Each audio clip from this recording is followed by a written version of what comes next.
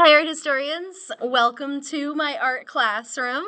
I wanted to record my week 2 summary video for you all and kind of talk a little bit about some kind of like class assignments. I wanted to talk about our discussion, the 2 quizzes, as well as our writing assignments. So obviously I'm feeling a little bit better. So this video is going to be a little bit more detailed.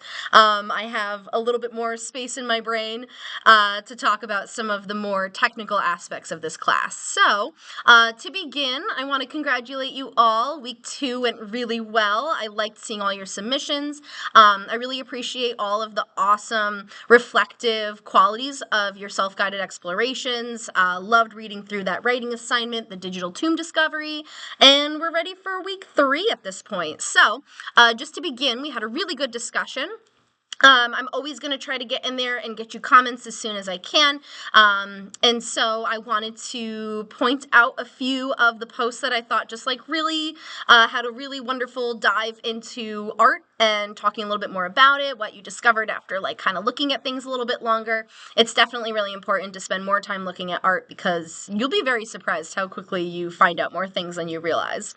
So first, Amber, you had pointed out that with the silver dish, due to the materials, you sort of assumed that it was a royal item that would have been used for royal patrons. And I think it's a really smart approach to starting to like dissect the function of art in its history. And usually when we see things made out of really nice materials, especially in the early days, and I mean, truthfully, even now, I would say that a correct assumption of a royal patron or a royal use or function is definitely on point. So really good analysis there.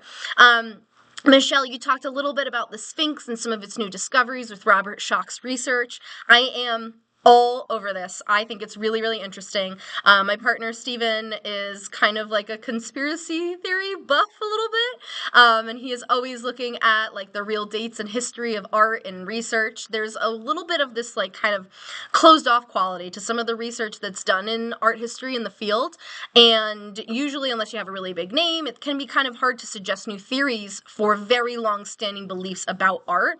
A lot of times the big names or the big brains in that particular subject matter will immediately kind of be like, no, that's not it. So I love that we're exploring all of these new potential theories for art, even if it may rewrite our previous understanding. I think it's really important because, I mean, every year we have developments in technology that can reveal more than we realize, and so it's definitely an important aspect of studying art history that we continue to look to these new researchers and new art historians that might be suggesting new things. So great work on that.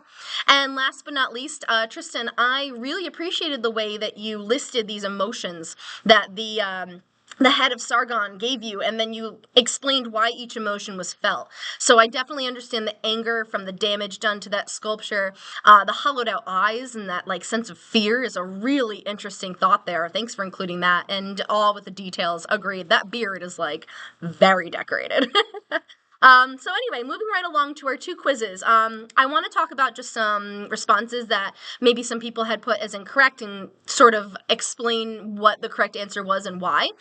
So our quiz number 2, there was a question about the standard of and its function. And so it was definitely not a dining chair, that is for sure.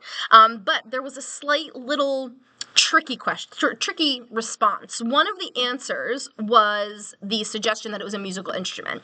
And at first, art historians did think that, but it was later disproven, especially after the discovery of the bull lyre found in the same area. And so that's why the dining chair would have been the more correct answer. For those of you that took AP Art History in high school, you absolutely know the standard AP question where sometimes it seems like there's 2 right answers, but one answer is more correct. And so that's kind of an example of that. A second question that I noticed there was some confusion on was the Ashurbanipal chasing lions. I mean, maybe there was a lion rivalry, maybe he was a pretty big fan of cats, but I would say that the most logical answer here is that he is protecting his city and he's demonstrating his strength. Now, moving on to quiz 3, I wanted to clarify a vocab term in the question about the Palette of Narmer. There was a question of the level of relief. So we have bas relief, spelled B-A-S. That is very low level relief. So that's something that let's see, even this little wall right here, right? So I'm surrounded by cinder blocks, and of course you can kind of see the separation on them, like maybe over here, but it's very low level. It doesn't stick out very far. Now, meanwhile, if we have an object that really extends quite far from its original stone, that would be considered high relief. So because the details on the palette of Narmer, though we can feel a slight difference if we run our hand over it, it's not an intense difference. So that's why bas relief would have been the correct answer there. And just to also clarify, the lost wax technique, that is used for metallic objects, usually bronze or gold. Most often bronze, and in the round means that if you walk around an object, you can see details from every single side. Think like the David by Michelangelo, for example. If we walk around to the back, we can see his shoulders. We walk around to the side, we see his right arm. Keep walking, we see his face, left arm, so on and so forth. Now, that being said, let's move right along to our writing assignment. So I did post a second announcement about this, but just to clarify, you'll have a writing assignment every even week of our course together. And I would suggest completing 2 out of the 4 of these because your 2 lowest grades on these will drop.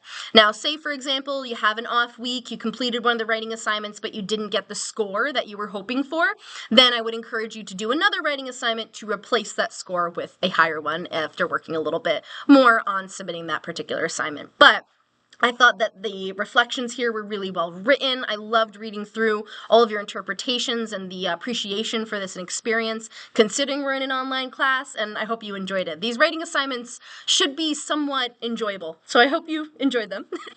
Now, moving right along, usually in these videos I will make announcements about a couple of different things, like kind of like my little checklist here. Of course, I had intended to do that last week, but with my scrambled egg brain, it just slipped my mind. As you saw from my second announcement, I knew I would forget something.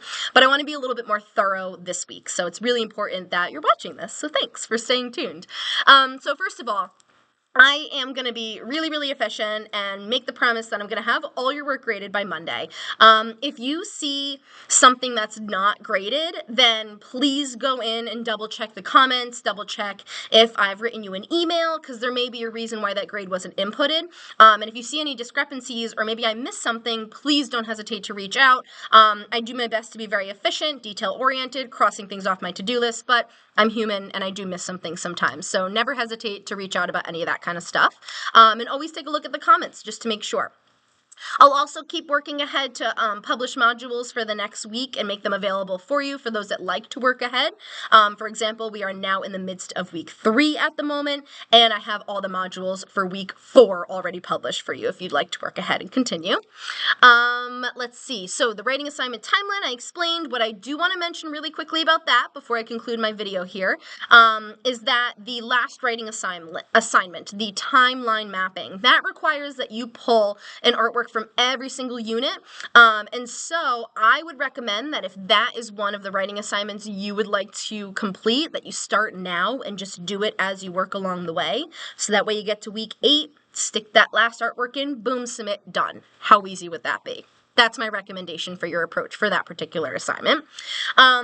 We are now in week 3, so not too much to worry about this week. We've got all of our normal kind of like, assignments going on here.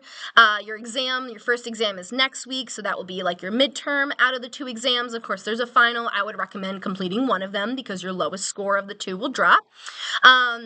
And then also something to keep in mind is your formal analysis paper. So that is going to be due at the conclusion of week 7.